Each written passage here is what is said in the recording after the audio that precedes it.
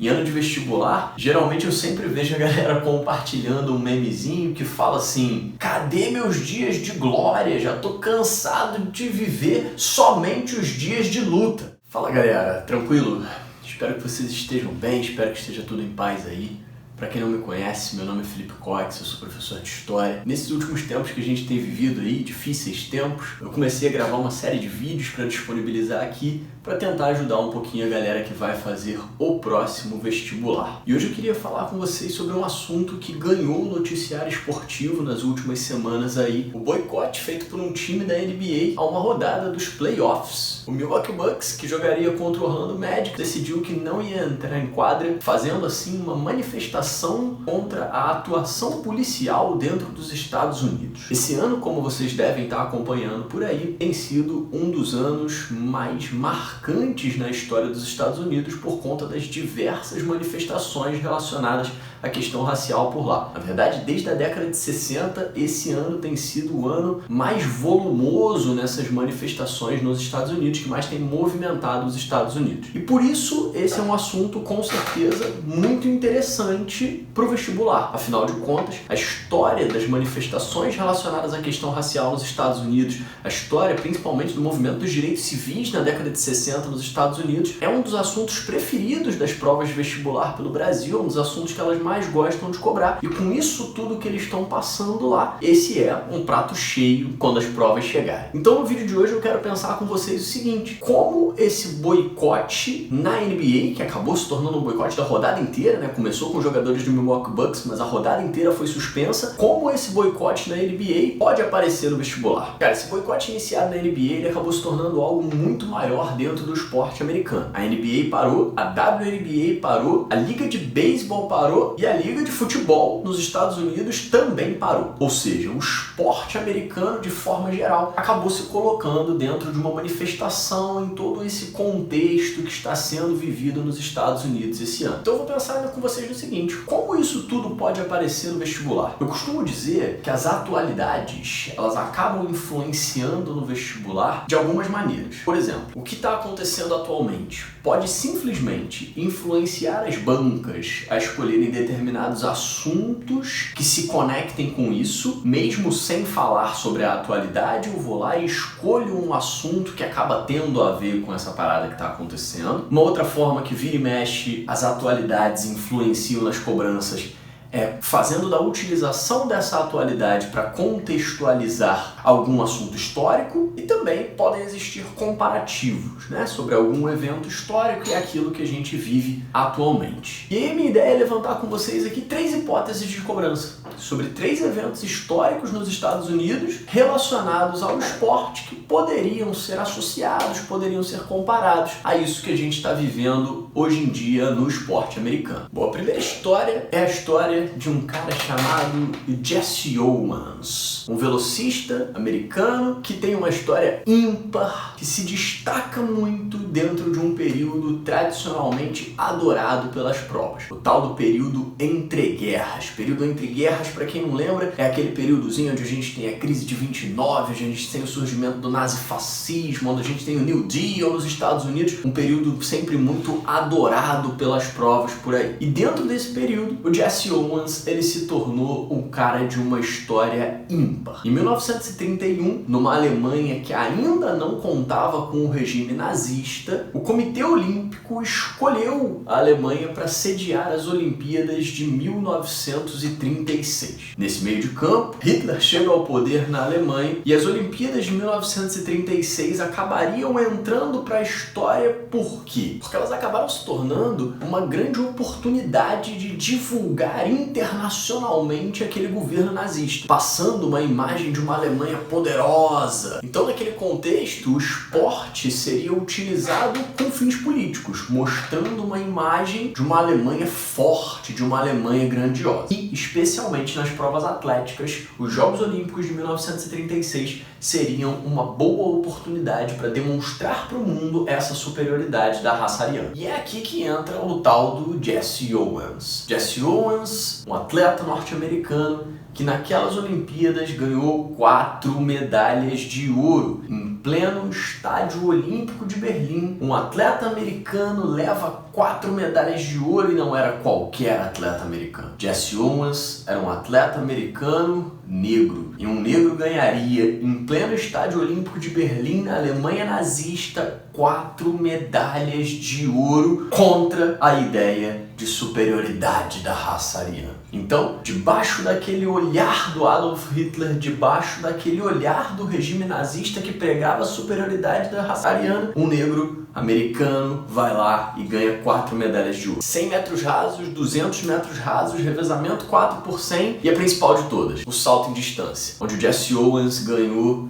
de um alemão, do então campeão europeu, um cara que era visto como imbatível. E aí, por mais que o Hitler tenha conseguido mostrar uma super organização dentro daquelas Olimpíadas, uma das Olimpíadas mais elogiadas até então por sua organização e tudo mais, por mais que ele tenha conseguido mostrar essa força, essa capacidade do governo, mostrar a superioridade da raça ariana não foi tão possível assim. Inclusive, o que a história nos diz é que depois da vitória do Jesse Owens na prova do salto em distância, o Hitler teria deixado o estádio irritado, sem cumprimentar o vencedor da prova, como ele vinha fazendo com outros vencedores naquelas Olimpíadas, e aí os jornais americanos exploraram essa notícia colocando na primeira página: Hitler não congratula atleta americano negro. Mas aparentemente o que mais incomodou o Jesse Owens não foi ter sido ignorado pelo Hitler. Aparentemente o que mais incomodou o Jesse Owens foi a sua recepção em casa. Como assim? Na Alemanha o Jesse Owens brilhou no Estádio Olímpico de Berlim. Acabou se tornando ali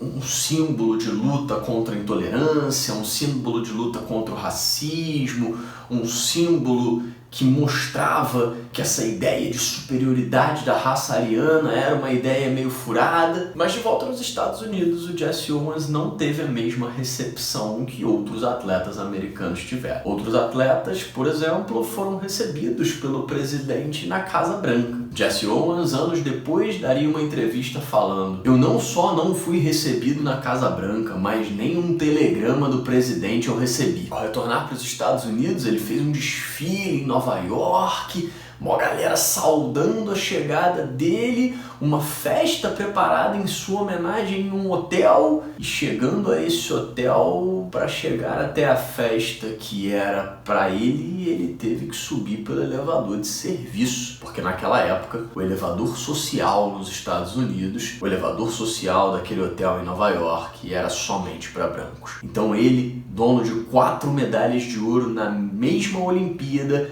que se encaminhava para uma festa em sua homenagem, teve que subir pelo elevador de serviço. Em outra entrevista mais à frente, o Jesse Owens disse mais ou menos assim: depois de todas aquelas histórias sobre o Hitler ter me esnobado e tudo mais, eu voltei para o meu país, onde, por exemplo, eu tinha que sentar nos bancos de trás do ônibus. Eu não podia sentar na parte da frente. Quer dizer, no seu próprio país, Jesse Owens se sentiu esnobado. E assim ele se tornou o atleta que ao mesmo tempo foi esnobado por Adolf Hitler e esnobado dentro do seu próprio país. Mas apesar de ter sido ignorado pelo Hitler e pelo Roosevelt, os vestibulares não costumam ignorar o Jesse Owens, não. A Federal de Santa Catarina cobrou uma questãozinha sobre ele em 2017, a Estadual de Londrina cobrou uma questãozinha sobre ele em 2016 e a Estadual de Goiás que cobrou uma questão sobre ele em 2013. Então, apesar de ignorado pelo Hitler e pelo Roosevelt, os vestibulares não costumam ignorar o Jesse Owens, não. Uma outra história que eu acho que vale a pena você saber é a história de um cara que em 1960 ganhou o seu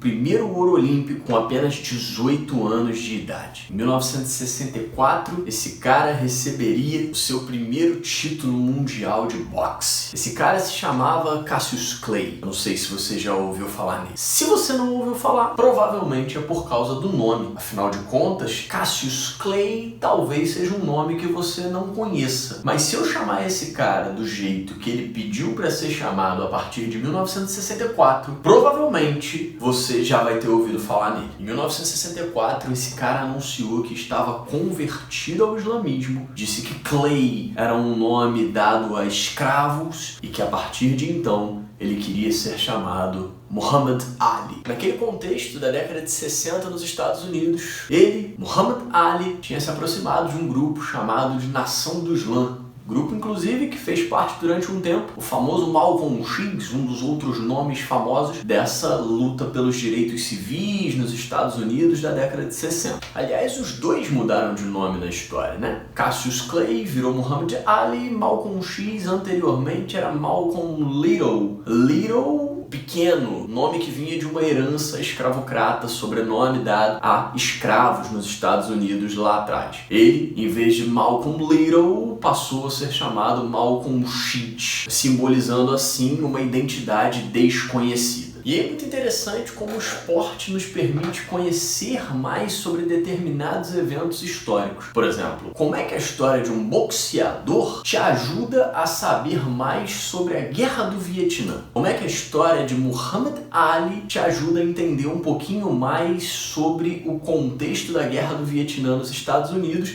na década de 1960. Cara, em 1967, Muhammad Ali, que tinha ganhado seu primeiro título mundial em 1964, já tinha defendido 9 vezes o seu cinturão. E aí, naquele ano, em plena Guerra do Vietnã, que começava a ser cada vez mais criticada dentro dos Estados Unidos por conta da mortalidade dos jovens que estavam indo à guerra, dos jovens americanos que estavam indo à guerra. Em 1967, ele, Muhammad Ali, foi convocado a se apresentar ao exército. E ele até se apresentou. Ele foi a uma unidade do exército em Houston, mas lá, quando ouviu seu nome ser chamado para que ele desse um passo à frente, ele se recusou.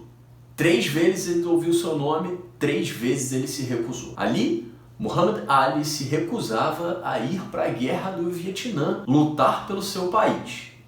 Ali, Muhammad Ali sofreria uma reviravolta na sua carreira. Naquele mesmo ano de 1967, ele, Muhammad Ali, seria condenado à prisão por 5 anos por ter se recusado a servir o seu país na guerra. E ainda perderia todos os seus cinturões de boxe e seria proibido de lutar nos Estados Unidos. Muhammad Ali ficou 3 anos sem lutar nos Estados Unidos. Ficou 3 anos fora dos ringues, afastado do boxe. E é exatamente nesse período que ele começa a ganhar muita força nessa história da luta pelos direitos civis e na própria história da luta contra a Guerra do Vietnã. Isso tudo começou lá, em 1967, quando ele se recusou a ir à guerra e deu uma declaração que entrou para a história. Muhammad Ali disse assim, acompanha comigo aí: por que eles deveriam me pedir para colocar um uniforme, ir a 10.000 milhas de casa e atirar bombas e balas nas pessoas marrons no Vietnã,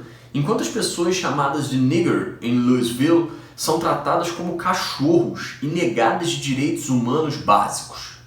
Se eu pensasse que a guerra traria liberdade e igualdade a 22 milhões de pessoas do meu povo, eles não precisariam me obrigar. Eu me juntaria a eles amanhã mesmo. Não tenho nada a perder por sustentar minhas crenças. Então, vou para a prisão? E daí?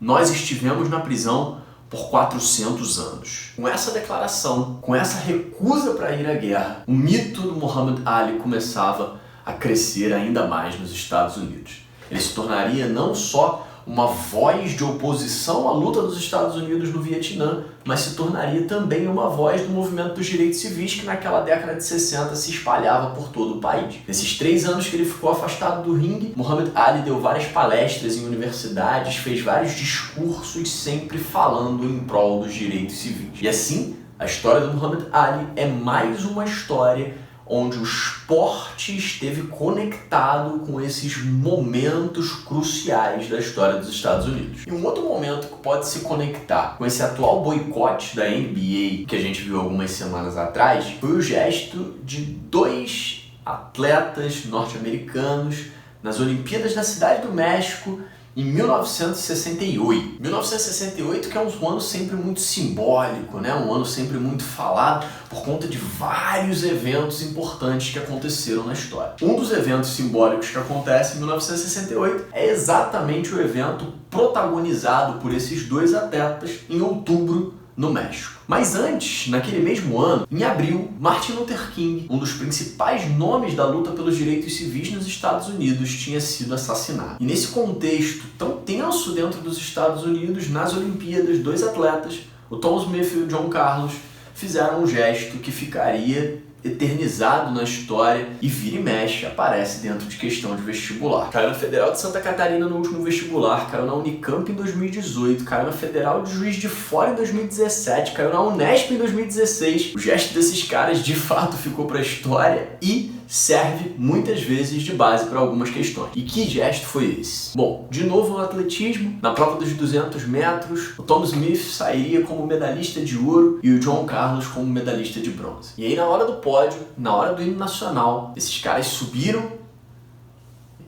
baixaram suas cabeças, ergueram os seus punhos, fazendo assim o gesto de uma organização que vinha ganhando força desde 1966 nos Estados Unidos, fizeram o gesto que lembrava os tais dos Panteras Negras. A foto desses dois velocistas no pódio em 1968 se tornaria uma foto clássica, uma foto que roda o mundo, uma foto que sempre aparece nas questões que falam sobre isso, uma foto que naquele momento simbolizou um gesto que custou caro a esses caras. O Comitê Olímpico Internacional ele veta qualquer tipo de gesto político dentro dos Jogos. E por isso, o Tom Smith, o John Carlos foram expulsos das Olimpíadas de 1968 e perderam suas medalhas. Então esse gesto deles, representando ali os Panteras Negras, foi um gesto que custou caro a ele. Mas foi um gesto que com certeza ficou para a história. E aí, toda vez que os Panteras Negras são citados em vestibular, tradicionalmente existem dois pontos que são muito destacados e tem um ponto que eu queria somar a esses outros dois para formar assim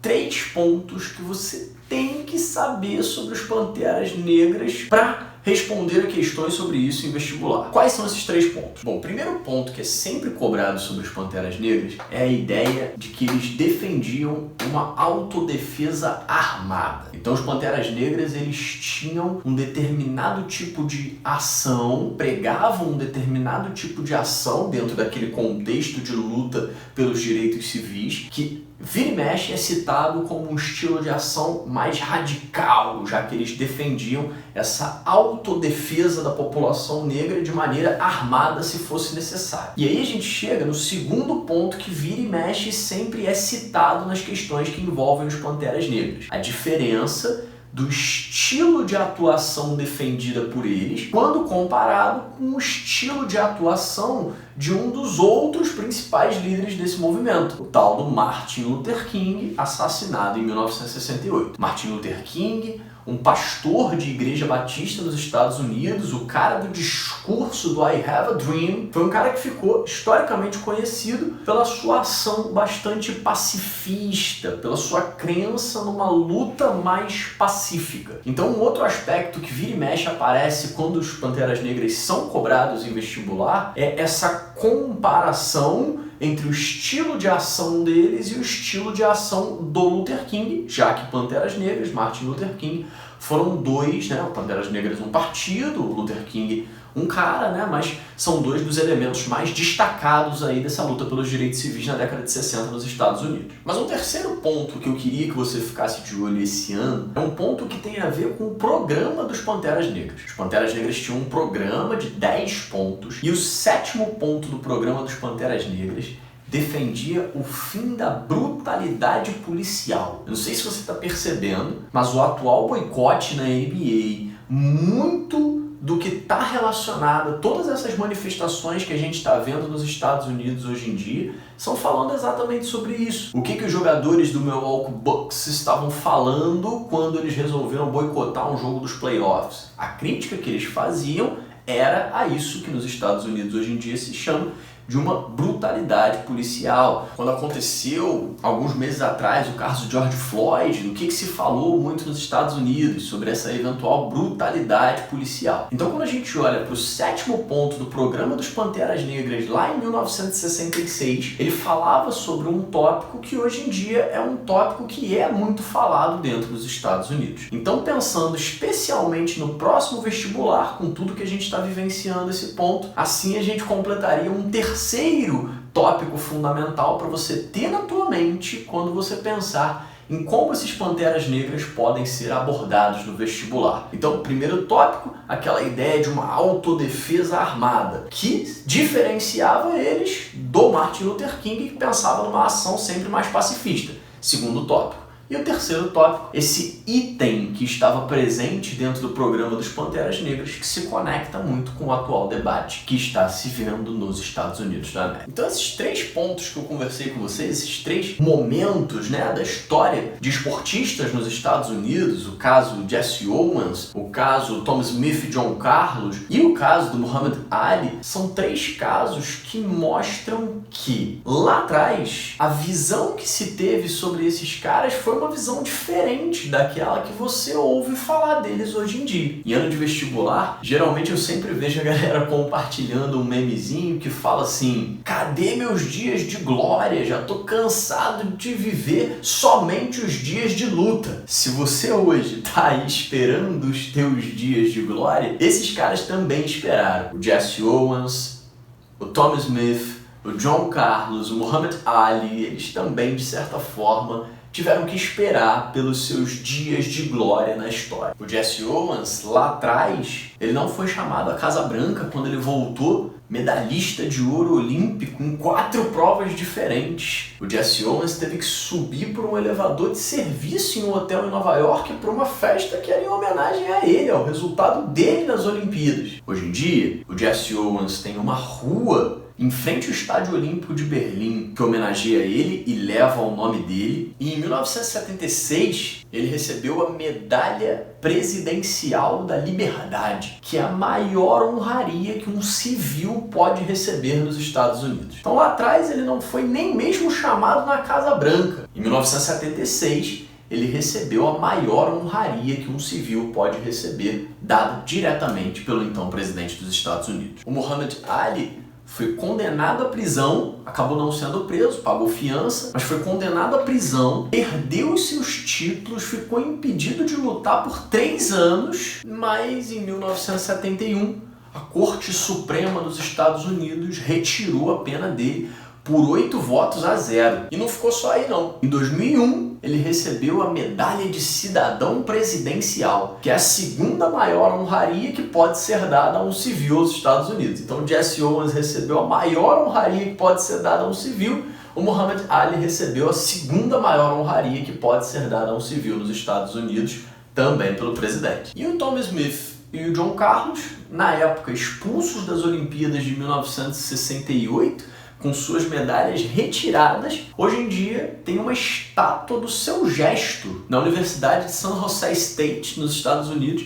eles têm uma estátua com o gesto que eles fizeram em 1968. Aquele gesto que custou a eles as suas medalhas, hoje em dia é reverenciado em uma universidade nos Estados Unidos. O John Carlos, inclusive, em 1984, ele foi membro do comitê organizador dos Jogos Olímpicos de Los Angeles, que aconteceu naquele ano nos Estados Unidos, e em 2003, ele entrou para o Hall da Fama do Atletismo nos Estados Unidos. Então, lá atrás, esses caras tiveram que pagar um preço alto pelo seu gesto, que hoje é um gesto lembrado como um gesto importante nessa história dos Estados Unidos. Então, assim, a gente pode destacar 3 momentos da história dos Estados Unidos onde o esporte teve uma relevância muito importante e deixou, com certeza, uma marca dentro daquele contexto. Primeiro momento, a história do Jesse Owens, o velocista negro que ganha 4 medalhas de ouro em plena Olimpíada de Berlim de 1936 na Alemanha nazista, quebrando assim a ideia de supremacia da raça ariana. Segundo a história do Muhammad Ali, um dos maiores pugilistas de todos os tempos, que em 1967 se recusa a ir para a guerra do Vietnã, é condenado à prisão por isso, acaba não sendo preso, né? Paga fiança, mas enfim,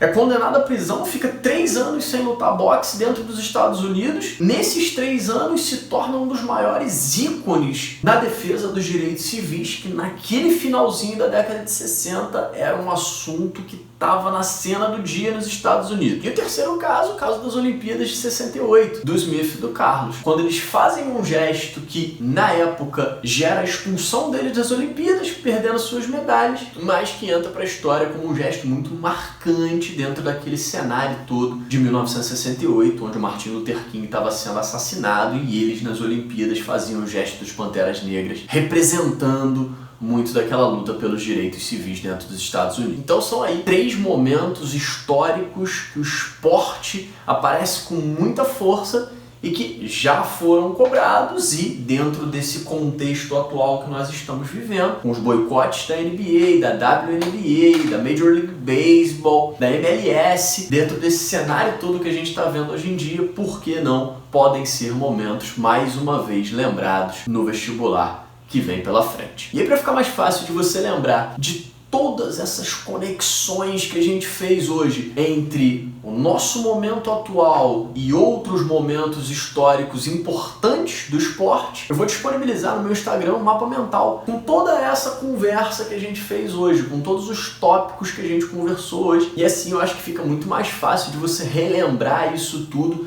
ao longo desse ano aí. Espero que esse vídeo tenha sido útil, espero que ele minimamente te ajude a chegar mais próximo dessa vaga que todo mundo sonha nesse ano de vestibular. Um forte abraço, fique em paz. Tchau, tchau, meu povo!